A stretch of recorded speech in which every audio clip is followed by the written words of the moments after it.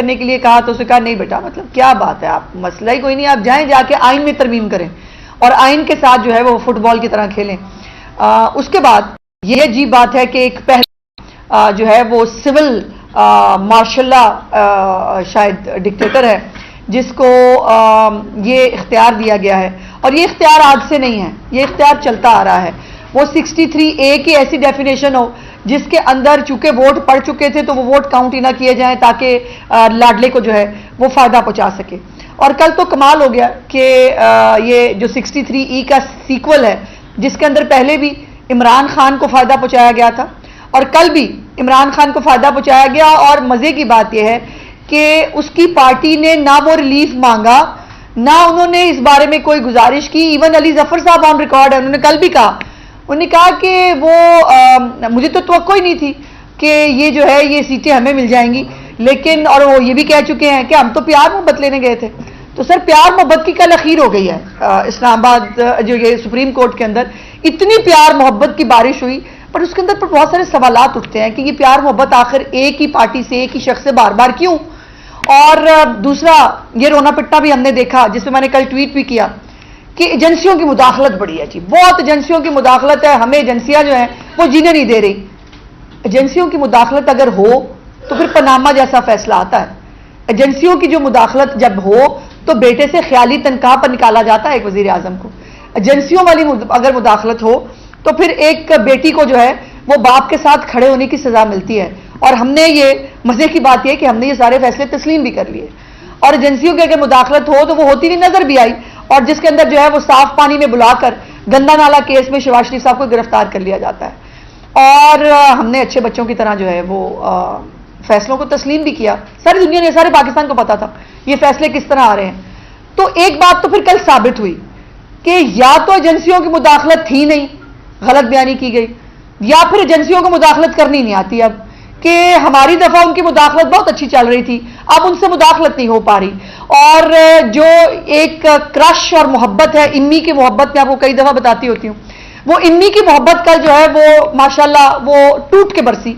और वो हमें वो वक्त भी याद है कि जब जो है फैमिलीज जो है वो ऊपर बैठकर लॉबीज के अंदर जो है उन्होंने पनामा का फैसला सुना भी था, तालियां भी बजाई थी। और अब तो कहा भी जाता है, बहुत सारी चीजें भी हैं कि कुछ जलसों वलसों के अंदर भी जो है वो जो है वो मौजूद होता था। तो मुझे तो यकीन माने एक कानून के तालिब इल्म होते हुए भी और एक डेमोक्रेट होते हुए भी कल मुझे बड़ा क्लियरली लगा कि आइन हार गया और बेगमात जीत गई। और वो क्रश और इम्मी की मोहब्बत जो है उसने पाकिस्तान के तमाम तर जो रूल्स रेगुलेशंस हो सकते हैं, जो तकाजे हैं कानून के, वो सब जो है उनको बाला ताक रख दिया। अब ये और ये भी इम्मी की मोहब्बत ही थी कि अपने आप को पूंड कहा गया। मतलब कमाल बात है, किसी का अपने मुंह से अपने आप को इतने बड़े मनसब पे बैठ के पूंड कहना मेरी तो समझ से बाहर है। और फिर वो ये भी आपको पता है कि भिड़ कहते हैं, उन्होंने तो खैर जो भी कहा, हम उसको भिड़ कहते हैं आम अल्फाज में। वो भिड़ जब काटती है तो फिर क्या होता है, शायद मुल्क के साथ भी ऐसा ही हुआ है कल। और वो भिड़ जब काटी है पाकिस्तान के आइन और कानून को, और जब वो भिड़ काटी है पाकिस्तान के पॉलिटिकल कल्चर को, तो उसके ऊपर बहुत सारी जो है वो कुछ सवालात हैं मेरे, जो मैं चाहती हूं कि मैं आपके तवज्जुह से पाकिस्तान की आवाम तक पहुंचूं। एक तो बात यह है कि कल शहबाज गिल अल मारूफ जो जिनको भगाया भी गया था, इस्लामाबाद हाईकोर्ट से रिलीफ मिला था मेरा ख्याल है, जिन्होंने अपने आप को पूंड का शायद उन्होंने नहीं भिजवाया था, तमाम तर जो है वो कानूनी तकाजे बाला ताक रख के, उन मौसूफ ने कल जो है वो बाकायदा एक जज साहब का, सर मैंने नहीं, शहबाज गिल ने आपके नाम के साथ ट्वीट की जिसके अंदर एक एक्टर है जो बाहर आ रहा है और वो नाच रहा है, और उसने ट्वीट किया कि उसने कहा इतर मिनल्ला सुप्रीम कोर्ट से बाहर आते हुए, और वो नाच रहा है वो बंदा। अब इसका मैं क्या मतलब लूं, इसको मैं क्या कहूं सर? जनाब जो है हमारी गर्दनें तो हाजिर है सर, पहले भी वो तलाल चौधरी हो, निहाल हाशमी हो, जो भी हो, हमारी गर्दनें तो हाजिर है। वो अलग बात है कि आपके जो है वो जब से ये अदम एतमाद की तहरीक आई थी उसके बाद से इस मुल्क में पोलराइजेशन और जो हरकत की गई कि खबरदार हमारे खिलाफ फैसला आया तो तुम्हारी ऐसी की तैसी कर देंगे, आप लोगों की जो है वो शक्लों वाले पोस्टर्स के ऊपर जूतियां मारी गई, और आपके पूरे खानदानों को जो है वो मीडिया ट्रायल हुआ। और अब भी ये कहा जा रहा है, कल फवाद चौधरी साहब को मैंने सुना मिफ्ता इस्माइल साहब को भी मैंने सुना, उन्होंने कहा देखें ना, जब आप जो है वो उनके साथ जो है वो लड़ाई होगी तो फिर वो रिएक्शन, अब लोग कह रहे हैं, मैं नहीं कह रही, कि रिएक्शनरी फैसला था। और इसके ऊपर जो है वो ये शहबाज गिल का ये ट्वीट कि अतर मिनल्ला साहब सुप्रीम कोर्ट से बाहर आते हुए भंगड़े डाल रहे हैं, किस बात पे, ये आप समझा दें, मैं समझाऊंगी तो फिर मतलब जाहिर है हम तो समझा ही देंगे, लेकिन समझाने की जरूरत नहीं, लोगों को समझ आ रहा है बहुत कुछ। और दूसरी बात है कि शहजाद मिर्जा साहब ने जो ये डिसीजन है, इसके आने से एक रात पहले उन्होंने क्या ट्वीट किया, उन्होंने कहा जस्टिस मंसूर अली शाह स्मैश। इसका क्या मतलब है? मैं खुद कुछ नहीं कह रही, मेरे कहने की जरूरत ही नहीं है, मैं कहना ही नहीं चाहती, मैं पूछना चाह रही हूं, शहजाद अकबर मिर्जा की ट्वीट का मतलब जस्टिस मंसूर अली शाह स्मैश, फैसला आने से एक रात पहले, इसका मतलब क्या है? फिर आ जाए जरा, ये फैसला 8/5 से आएगा, ये सोशल मीडिया पे एक रात पहले कैसे चला गया? ये कैसे पता लग गया सोशल मीडिया के ऊपर कुछ बाखबर जर्नलिस्ट को? वो बाखबर जर्नलिस्ट किसके साथ अटैच थे? सुना था फैसला जो है वो आने से पहले जो है वो सीक्रेट होता है, और फैसला जो है वो जब तक सुनाया ना जाए उसको पब्लिक नहीं किया जा सकता। ये फैसला कैसे 8/5 से आ रहा है, ये हमें पता नहीं चला। फिर ये तो मेहरबानी है हमारी सुप्रीम कोर्ट की कि उन्होंने ये सीटें जिसके अंदर जो मांगी नहीं थी तहरीक इंसाफ ने, जो फ्रीक नहीं थी इसके अंदर, वो उन्होंने तहरीक इंसाफ को दे दी।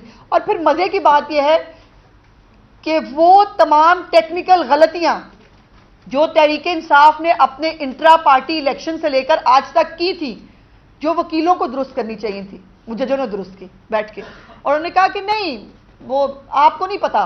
वो कहते रहे कि जी वो सुन्नी तरीक को एफिडेविट जमा करा दिया, उन्होंने कहा छोड़े सुन्नी तरीक ने क्या एफिडेविट जमा कराए, इनको पीटीआई में लेके आए।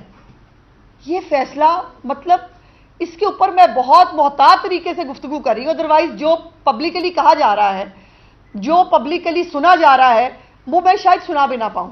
और ये उनकी मेहरबानी है कि उन्होंने सुन्नी तहरीक को देने की बजाय उन्होंने कहा पीटीआई को देनी है। उनका दिल चाहता तो किसी हमसाया मुल्क को दे देते। देखे ना जी, मतलब आजाद बाख्तियार अदलिया है हमारी, और उनके फैसले जो हैं वो मतलब फैसले होते हैं, मानने पड़ते हैं, उनकी मेहरबानी है। बांग्लादेश को दे देते, इंडिया को दे देते, किसी को भी दे देते कि नहीं जी हमारा दिल चाह रहा है ये सीटें इनको जाएंगी, चली जाती। मतलब ऐसे ही है ना। दूसरी बात यह है कि कल अफसोस की बात यह है कि एक आईनी फ्लोर क्रॉसिंग का रास्ता बनाया गया है, और मैं बड़े मोहतात तरीके से ये लफ्ज इस्तेमाल कर रही हूं। फ्लोर क्रॉसिंग क्या है कि आपने एक जगह एक पार्टी के अंदर शमूलियत इख्तियार की, उसके बाद आप दूसरी पार्टी में नहीं जा सकते। अब जो एफिडेविट्स लिख के दिए गए हैं सुन्नी तहरीक की तरफ से, जिन लोगों ने सब ने कि जी हम सुन्नी तहरीक का हिस्सा है, उनको आप कह रहे हैं नहीं, ये एफिडेविट्स को छोड़ो, रद्दी की टोकरी में डालो, पकौड़े के कागज हैं, जैसे वो पनामा के केस में थे, इनको फेंको, ये पकौड़े के कागज हैं। लेकिन आपको हम आईनी फ्लोर क्रॉसिंग की इजाजत दे रहे हैं, आप जाएं और आप फ्लोर क्रॉस करके आप पीटीआई में घुस जाएं, जिसकी मैंने पहले गुजारिश की। फिर दूसरी बात यह है कि ये इलेक्शन कमीशन को जो हदायत दी गई हैं, मुझे कोई बताएगा कि इलेक्शन एक्ट की कौन सी शिकों के तहत अब इलेक्शन कमीशन ये काम करेगा। बाय द वे, कल इलेक्शन कमीशन के ऊपर भी ये इल्जामात लगाए गए, उसने तशरीह सही नहीं की, उसने मावरा आइन काम किया। सवाल यह है कि आपका मेन इस पूरे केस का कॉन्टेक्स्ट क्या है कि ये जो सीटें देना है ये गलत था और इलेक्शन कमीशन ने गलत इंटरप्रिटेशन की। पीटीआई कल भी सियासी जमात थी, पीटीआई आज भी सियासी जमात है, पता नहीं किसके दिलों में किसके घरों में। लेकिन सवाल यह है कि इलेक्शन कमीशन जो है वो किन चीजों के तहत काम करे। इलेक्शन एक्ट जो है उसके तहत जो प्रोसीजर है, जिसके अंदर एक टाइम फ्रेम है, स्क्रूटनी का एक टाइम होता है, लिस्टों का एक टाइम होता है, हर चीज का एक टाइम फ्रेम मौजूद है। एफिडेविट जो है वो जमा हो चुके हैं वहां पर। अब ये जो कुछ कहा जा रहा है इस जजमेंट के तहत, ये कौन सी शिकों के तहत अमल दरामद होगा? इलेक्शन एक्ट की कोई शिकें भी बता देते हैं हमें, जब इतनी ज्यादा विजडम जो है वो उसके मोती बिखर रहे थे, तो ये भी बता देते हैं कि इलेक्शन एक्ट की कौन सी शिकों के तहत ये सब होगा जो आप कराना चाह रहे हैं। दूसरी बात यह है कि आईने पाकिस्तान में किसी को लामहदूद इख्तियारात नहीं हैं। हर एक इदारे की अपनी डोमेन है और उस डोमेन के अंदर उसको इख्तियारात दिए गए हैं। इलेक्शन कमीशन हो, पार्लियामेंट हो, बाकी इदारे हों, हर एक की अपनी अपनी डोमेन है। किसी की डोमेन में ना आप घुस सकते हैं ना आपको ये इजाजत है। तो ये जो बहुत ज्यादा लामहदूद इख्तियारात और लामहदूद जो है वो बाइख्तियार अदलिया है, ये पाकिस्तान के साथ और क्या करना चाहती है, ये बात अपने तौर पर मैं नहीं कहती, ये पाकिस्तान की तारीख गवाह है। इस तरह के फैसले जब जब पाकिस्तान की तारीख में आए हैं ना, पाकिस्तान की तबाही हुई है। वो 63A के फैसले से आज तक जो है वो इस इलेक्शन से पहले तक पंजाब में स्टेबिलिटी नहीं आ सकी थी। आपने एक जो है वो लाडले को रिलीफ मिला था, उसके बाद जो है वो बेड़ा गर्क हो गया था पंजाब का पूरा। और वो भुट्टो साहब की शहादत का फैसला हो, वो पनामा का फैसला हो, हमेशा अदलिया के पास, मैं हमेशा कहती हूं कि अदलिया और डॉक्टर्स, इनके पास गलती की गुंजाइश नहीं होती। बाकी तमाम गलतियां दुरुस्त की जा सकती हैं, इन दोनों के पास जिंदगियों के इख्तियारात होते हैं, इन दोनों के पास जो है वो अल्लाह पाक के तफवीज़ किए वो इख्तियारात हैं जो किसी की ज़िंदगी या तबाह कर सकते हैं या बना सकते हैं। सो ये दोनों कल जो है वो हमें, वो आपने सुना कई दफ़ा, हमें अपने पास पे बड़ी जो है पशेमानी है, हमें बड़ी शर्मिंदगी है। आप लोग चले जाते हैं इस मुल्क को मजेदार में छोड़ के, ये मुल्क की कश्ती यूं हचकोले खाती रहती है। पनामा के फैसले से आज तक पाकिस्तान स्टेबलाइज नहीं हो सका। सियासी हुकूमतें, तमाम इदारे मिलकर पाकिस्तान को स्टेबलाइज कर रहे हैं, लेकिन नहीं, लाडले की मोहब्बत जो है वो हर चीज़ पे गालिब आ जाती है। उसके बाद जो मैंने जैसे कहा कि तमाम टेक्निकल कानूनी गलतियां जो उनके वकीलों ने, जो पार्टियों ने की, वो बैठकर जजों ने दुरुस्त की बाकायदा तौर पर इस पूरे फैसले के। अच्छा, दूसरी बात कि ये भी बड़ी हमेशा हम समझते हैं, हमारा ईमान का हिस्सा है कि बिन मांगे देता है खुदा ताला, और ये खुदा ताला की ज़ात है जो बिन मांगे देती है। सुप्रीम कोर्ट में कमाल हो जा रहा है, लेकिन बिन मांगे किसके लिए हो रहा है? एक शख्स और एक पार्टी के लिए। वो ना भी मांगे, वो ना भी फरीक हो, वो ना भी केस के अंदर हो, उसको बिन मांगे मिलता है। कमाल बात है। उसके बाद फिर रिलीफ का आलम देखिए, रिलीफ का आलम यहां खत्म नहीं हुआ। रिलीफ का आलम यह है कि कोई भी प्रॉब्लम हो ना, 8 जजों के चैम्बर हाजिर है, वहां आ जाए और चैम्बरों में भी आपको रिलीफ मिलेगा।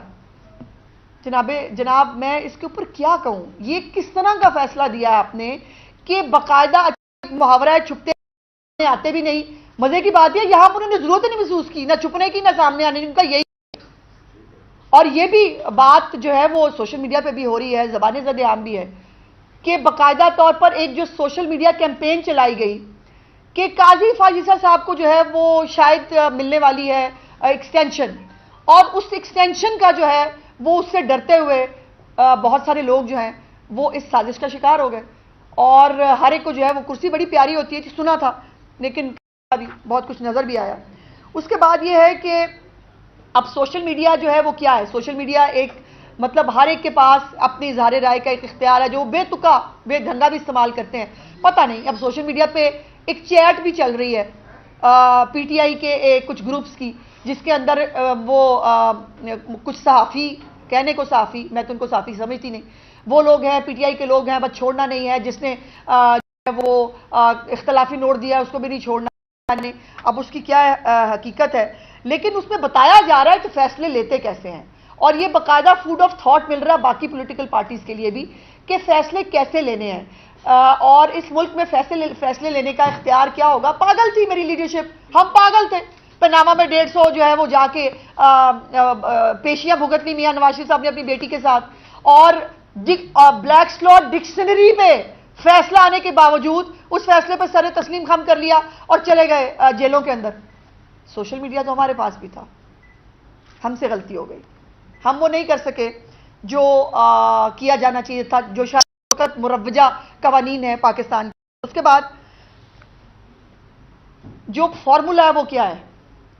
उम्मीदवार आजाद लड़े, एफिडेविट सुन्नी इत्तेहाद तहरीक के, लेकिन पीटीआई में बात है।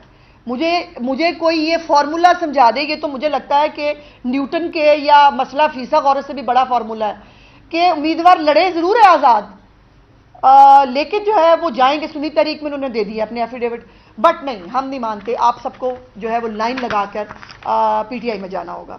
उसके बाद किसी मुतासरा फरीक को सुना ही नहीं गया इस पूरे केस के अंदर। जो फरीक नहीं था उसको तो रिलीफ दे दिया खुद ही बैठ के, तो जो मुतासरा फरीक थे उनमें से किसी एक फरीक को इस पूरे केस के अंदर सुना नहीं गया। फिर मकबूल बहुत है, आपने वो सुना है, वो अपनी जो हमारी प्रोसीडिंग्स चल रही थी लाइव, उसके अंदर भी देखें वो एक पार्टी के जो मकबूल रहनुमा है, देखें वो एक पार्टी की जो है वो मकबूल पार्टी है, सर मकबूल तो शाहिद फतेह अली खान भी बहुत है, उस बेचारे के साथ भी बड़ा जुल्म हो रहा है, उसकी जो है वीडियोस उसको भी डिलीट कर दिया जाता है। सर उसके ऊपर भी दर्दमंदी से नोटिस ले लें, वो भी बेचारा बड़ा पॉपुलर है, उसके ऊपर तो दर्दमंदी से नोटिस नहीं होता जिस दर्दमंदी से इमरान खान के लिए और उसकी पार्टी के लिए नोटिस होते हैं। दूसरी बात यह है कि सियासी जमात के तौर पर इलेक्शन कमीशन की वेबसाइट पर आज तक तहरीक इंसाफ मौजूद है।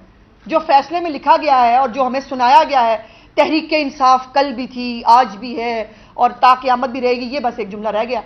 लेकिन जो ये वो आज भी वेबसाइट पे है, लेकिन वो वेबसाइट तो किसी ने देखने की वो उसकी, लेकिन तहरीक इंसाफ को चूंकि एक मुसल्लमा हकीकत बनाना था ताकि तमाम लोग वहां पार्क किए जा सके और ये फेवर दी जा सके, तो सुन्नी तहरीक जिसके केस में बहुत सारे लकूनात थे, सुन्नी तहरीक को इसलिए सीटें नहीं दी जानी थी। अली जफर साहब, जो आपको समझ नहीं आई मैं समझा देती हूं, आप कह रहे समझ नहीं आई, हम तो समझ रहे थे सुन्नी तहरीक को मिलेंगी, नहीं मिल सकती थी ना, क्योंकि सुन्नी तहरीक ने इलेक्शन ही नहीं लड़ा, क्योंकि सुन्नी तहरीक ने लिख के दिया मैं इलेक्शन नहीं लड़े, क्योंकि सुन्नी तहरीक जो है उसके अपने चेयरमैन ने आजाद इलेक्शन लड़ा। ये तमाम टेक्निकल बातों के बाद हल ये निकाला गया कि चूंकि सुन्नी तहरीक को तो नहीं जा सकती, तो क्या हुआ, कोई बात नहीं, एफिडेविट वापस करा के पीटीआई में पार्क कराते हैं, और वो हुआ, वो आप होता हुआ देख रहे हैं। दूसरी बात यह है कि ये भी बता दें कि जो ये मैंने जैसे कहा कि विजडम के इतने फूल जो बखेरे हैं, जो पल्स गिरे हुए इस वक्त पूरे पाकिस्तान में नजर आ रहे हैं, हमें नहीं समझ में आ रहा कि जो उन्होंने कहा तस्दीक करनी है, जो अब लोग शामिल हो जाएं दोबारा पीटीआई के अंदर, वो तस्दीक कौन करेगा? इंट्रा पार्टी इलेक्शन तो है ही नहीं पीटीआई के, और उनका कोई चेयरमैन ही नहीं है, तो पार्टी सरबराह ने तस्दीक करनी होती है। लेकिन प्रॉब्लम यह है कि आईने पाकिस्तान में लिखा है। अब ये आईने पाकिस्तान जो जैसे कल रीराइट किया गया है, तो ये भी रीराइट करने की आपके पास गुंजाइश इस फैसले के मुताबिक मौजूद होगी कि कोई बात नहीं, सरबराह नहीं भी है, कोई बात नहीं, इंटर पार्टी इलेक्शन नहीं भी हुआ। वैसे अब इस पूरे फैसले के बाद पार्टियों के सर्टिफिकेट जो जमा कराए जाते हैं, एक तो उसकी हैसियत कोई नहीं, दूसरा पार्टियों के इंट्रा पार्टी इलेक्शंस की अब कोई हैसियत नहीं, कि कोई फर्क नहीं पड़ता किस किस रूल को, किस किस कानून को, किस किस आइन की शिक को आपने पैरों तले रौंदा है और कहां कहां पूंड लड़े हैं हमारे इस पूरे आईने पाकिस्तान की शिकों को, ये पूरा पाकिस्तान देख रहा है। अब इसकी तस्दीक कौन करेगा? मेरा ख्याल है चैम्बर चूंकि मौजूद है, वहां जाकर अगर तस्दीक करा ली जाए तो ये भी हल निकल सकता है, चूंकि बुलाया है उन्होंने, कहा है कि चैम्बर में आके ले सकते हैं मुआवनत, तो ये मुआवनत भी चैम्बर में ली जा सकती होगी यकीनन, कि अगर पार्टी सरबराह नहीं है तो तस्दीक जो है वो चैम्बर में बैठ के कर दी जाए।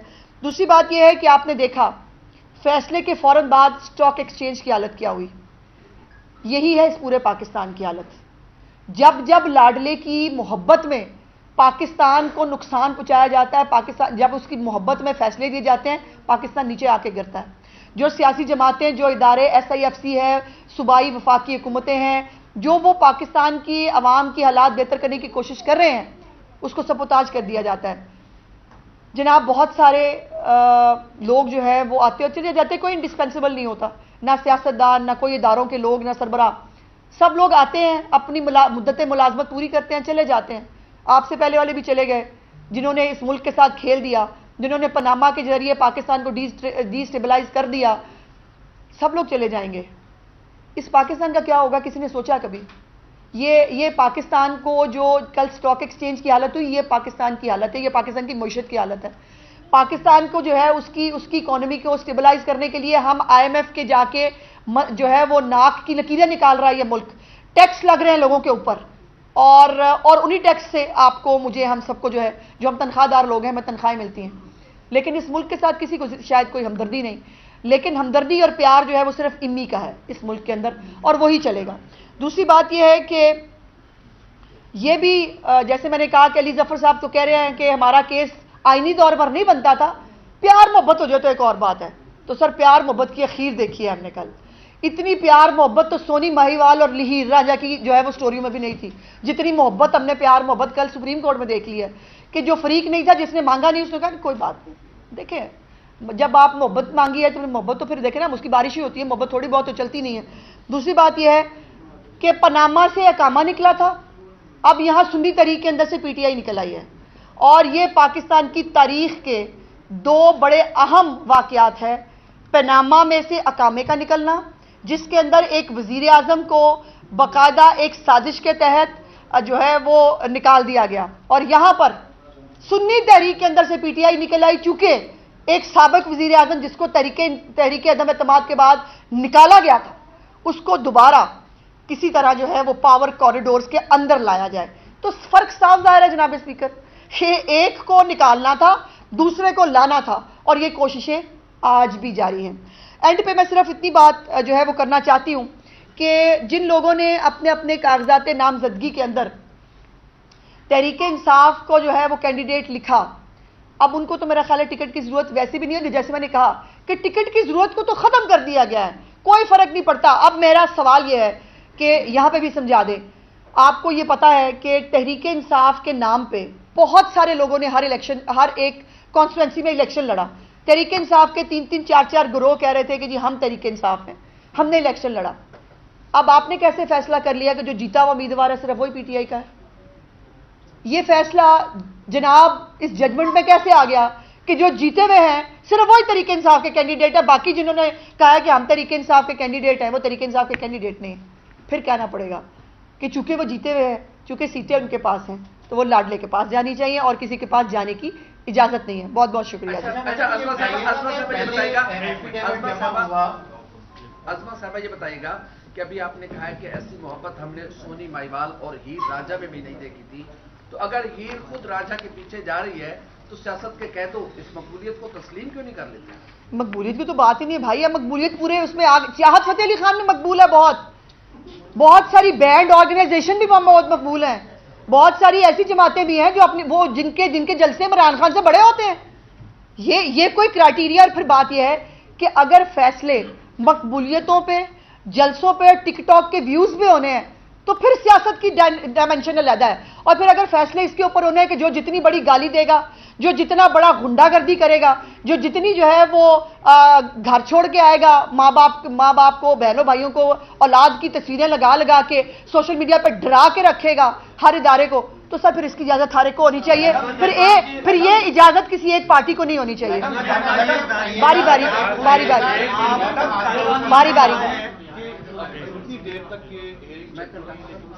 जो मुतासरा थे वो तो वो लोग जो नोटिफाई किए गए उनकी तरफ से ऑब्वियसली जिन जमातों के थे उन जमातों के वकला को पेश होना चाहिए था, लेकिन वो क्यों साबित नहीं कर सके कि ये ना तो पार्टी है और ना ही ये इसका इलेक्शन हुआ है और फिर सुन्नी था पार्लियामेंट्री पार्टी भी नहीं। देखिए, साबित होना और माने जाने में फर्क होता है राव साहब, ये बात समझने की कोशिश करें। मतलब जब आप ऐसे उसके ऊपर बैठे हैं कि जब आप कुछ भी फैसला दे सकते हैं, मैंने कहा ना फैसला तो ये भी आ सकता था कि ये सीटें बांग्लादेश को दे देते ना, फैसला तो आए ना था। बात है कि मानने में और प्रूव करने में फर्क होता है, जरा उम्र का बनता है। 8 जजेस का मसला नहीं है, बाकी 3 जो जजेस हैं जिसमें मधु खेल साहब है और काजी फायज ईसा साहब है, जिससे याया अफरीदी हैं, उनका भी स्टांस यही है कि सीटें पाकिस्तान तहरीक इंसाफ को जानी चाहिए। आपने भी प्रेस कॉन्फ्रेंस की और कल भी प्रेस कॉन्फ्रेंस की कि शायद वो क्रश हैं, तो क्या ये काजी फायज ईसा साहब के भी क्रश हो गए? एक सवाल। दूसरा सवाल, 13 के 13 जजेस इस बात के ऊपर मुत्तफिक है कि इलेक्शन कमीशन ने गलत इंटरप्रिटेशन की।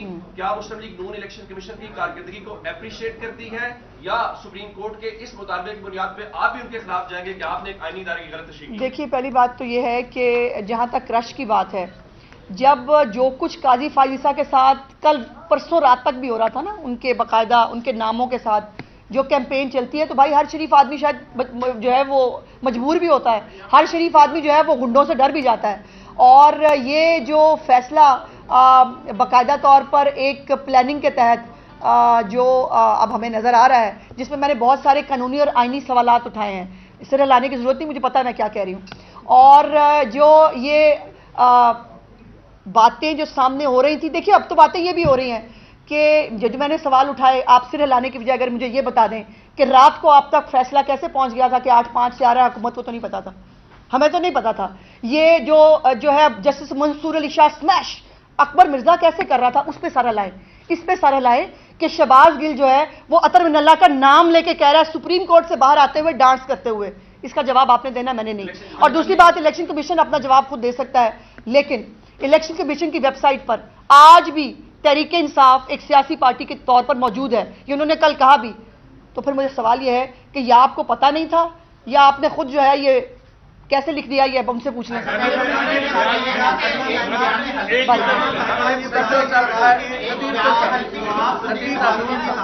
आपके वालिद साहब बहुत बड़े कानूनदान रहे हैं, ये फरमा दीजिएगा शर्म आती है आज। रीट पिटीशन वगैरह दायर की जाती है तो एंड में जो प्रेयर लिखी जाती है उसके साथ एक और फिक्रा ये लिखा जाता है कि अदालत अगर ये समझती है कि बहुत अच्छा सवाल, ये मुनासिब अगर दिया जाए रिलीफ तो वो दे दिया जाए।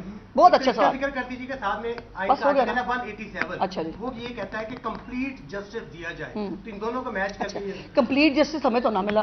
कंप्लीट जस्टिस जब ब्लैक रॉक डिक्शनरी पे नवाज शरीफ को निकाला जा रहा था तब कंप्लीट जस्टिस जो है वो सोने चली गई थी। जब मरियम नवाज शरीफ साहिबा को सिर्फ इसलिए कि उन्होंने अदालत के अंदर ऊंची जो है आवाज में, उनको पता नहीं था जज साहब बैठे हुए, उन्होंने ऊंची आवाज में सलाम दिया, उनकी तौहीन की गई, तज़दीक की गई कि तुम्हारी बेल कैंसिल कर देंगे, तब सोने के लिए गया हुआ था जस्टिस। और दूसरी बात, आप प्रेयर पे पहुंच गए, फ्रीक नहीं पढ़े आपने। फ्रीक भी होते हैं भाई, जो पिटीशन डाली जाती है ना उसमें फ्रीक होते हैं। ये डिफेंडेंट है, ये प्लेंटिफ है और ये प्रेयर है। जो प्रेयर जिसने जो प्लेंटिफ नहीं, जिसने मांगा ही नहीं, जो कोर्ट में गया ही नहीं, उसको बता देंगे कौन से कानून के तहत जो है रिलीफ मिलता है। ये मुझे अगर आप गाइड कर दें। मैंने तो ये कानून और आइन हमें तो समझ में नहीं आ रहा। ये सिर्फ इम्पी की मोहब्बत है जो हमें नजर आ रही है और तो कुछ भी नजर नहीं आ रहा है। एक मिनट, ऐसे ना किया करो महबूब साहब, ऐसे ना किया करें प्लीज, सीनियर भी हैं प्लीज जी। कल का जो फैसला है जी आपने भी आज जी तो लेकिन ये नहीं बताया कि अब आप लोगों की क्या आगे स्ट्रेटजी क्या है कि रिव्यू में जा रहे हैं या इसके मैं बुलो साहब एक बड़ी मोहतात अल्फाज में कहूँ, क्योंकि हमारी जो है वो कोई बात नहीं, उमर यूब कुछ भी कह ले फर्क नहीं पड़ता, रऊफ हसन जो है वो ऐसी की तैसी फेर दे सारे जजों की, कुछ नहीं फर्क पड़ता। हम कानूनी और आईनी सवाल पूछने की तो हमारी गर्दनें तो हैं ही हैं, हाजिर पहले भी रही हैं अब भी होंगी। सवाल ये है कि जो आपने पूछा, मैं भूल गई क्या था, रिव्यू। देखिए हमारे आजकल जो है ना वो हमारी स्ट्रेटेजी से कोई फर्क नहीं पड़ता। स्ट्रेटेजियां जो है वो आजकल सियासतदानों की बजाय जो है वो कुछ और लोग बनाते हैं जी।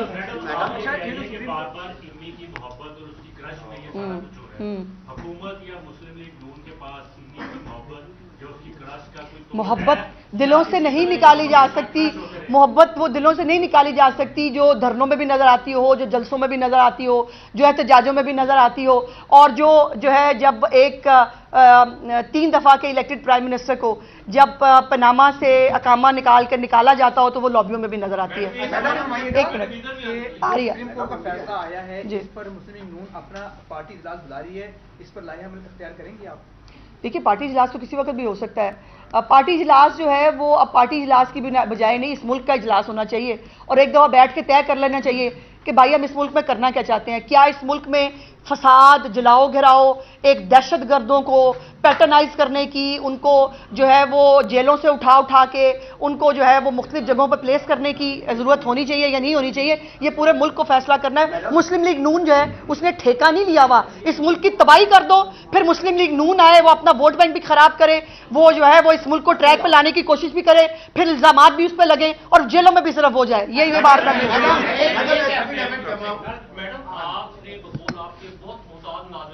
जी। इसके बावजूद आपको मैं हाजिर हूँ जी, मैं हाजिर हूँ, लेकिन मेरे साथ मैं बिल्कुल हाजिर हूँ। अगर मैंने कोई तौहीन की होगी, मैंने सवालात उठाए हैं जो एक कानूनदान के होते हुए भी मेरे बनते हैं, जो एक पाकिस्तानी शहरी होते हुए भी मेरे बनते हैं, और फिर एक जो है वो जिम्मेदार पोजीशन पे होते हुए भी मेरे सवालात हैं। सवालात उठाना मेरा हक है, मैंने कहीं तस्दीक नहीं की। अब देखें ना, खुद जज साहब ने अपने आप को पूर्ण कहा, मैं तो उसके ऊपर भी कह रही हूँ कि गलत कहा। मुझे तकलीफ होती है जब उन्होंने अपने आप को पूर्ण कहा, एक जज साहब को ये नहीं कहना चाहिए। मैं तो, लेकिन उसके बावजूद जो है वो मैं तो हाजिर हूँ। लेकिन यह है कि मैं जिस दिन जो है वो मेरी गुजारिश होगी, रऊफ हसन, उमर अयूब, ये बाकी जो हैं दूसरे तीसरे, इनकी जो है वो पैनल में उठा के अगर मेरी तौहीन बनती होगी तो मैं हाजिर हूँ। और ये सब कुछ हमने भुगता हुआ भाई, कोई नई बात नहीं। अब आप उसके बाद अब दोबारा उनको कहा गया कि आप पीटीआई से जमा कराएं, 2 बयाने हल्के हो जाएंगे। अब यही तो मैंने पूछा है, यही तो मेरा सवाल है, यही तो मैंने कहा है कि भाई वो एफिडेविट जो जमा हो गया है उसको पकौड़े वाले रद्दी वाले कागज समझ के कहाँ डालना है, चैम्बर में डाल के आए, उसकी तस्दीक भी चैम्बर में कराएं या कहाँ कराएं? मैंने तो सवाल पूछा है जी। पहले महबूब साहब, अमरीकी जो एक करारदाद आई थी, क्या सुप्रीम कोर्ट के फैसले में उसका भी कोई असर है? वो भी कोई असरअंदाज हुई है सुप्रीम कोर्ट के फैसले में? देखिए लॉबियस्ट फर्म्स हो, ओवरसीज से चलने वाले अकाउंट हो, चैट ग्रुप्स हो, चल तो रहे हैं भाई, अब वो कहाँ कहाँ कैसे कैसे चल रहे हैं मुझे नहीं मालूम। आपकी जो ये सीट्स जो सुप्रीम कोर्ट ने फैसला किया गया इसका आपके साथी जमातों के साथ भी ऐसा ही हुआ, उनकी तरफ से उनकी भी सीट्स गई हैं, लेकिन उनकी यहाँ से बिल्कुल खामोशी है। देखिए नून लीग मुसलसल बोल रही है, क्या वो इत्तेहादी हैं भी कि नहीं? ये इररेलेवेंट है इस वक्त। सवाल यह है कि इस वक्त इत्तेहादी का या किसी एक पार्टी की बात नहीं है, बात यह है कि आइन और कानून के तहत जिनको जो फैसले आने चाहिए क्या वो आइन और कानून के तहत आ रहे हैं, क्या उसके पीछे कोई और चीज तो नहीं है, क्या उसके पीछे जो कॉन्स्पिरेसी थ्योरीज जो है बताई जा रही हैं, बनाई जा रही हैं, क्या वो तो नहीं है। तो उन चीजों के जो है वो ज्यादा इंपॉर्टेंट है। वो सीटें किसी को मिले, वो ABCD जो है वो इसके ऊपर बात करी या नहीं करी उसका फर्क नहीं पड़ता। पहले भी कल वैसे शजील मेमन साहब ने प्रेस कॉन्फ्रेंस की थी पीपल्स पार्टी की तरफ से, ये उनका अपना वो है, वो क्या करना चाहते हैं। हमने तो चंद सवालात उठाए हैं, वो हमें भी चैम्बर में बुला के बताए जाएंगे या वो पब्लिकली बताए जाने हैं, वो सब कुछ जो है वो इंशाल्लाह देखने के बाद।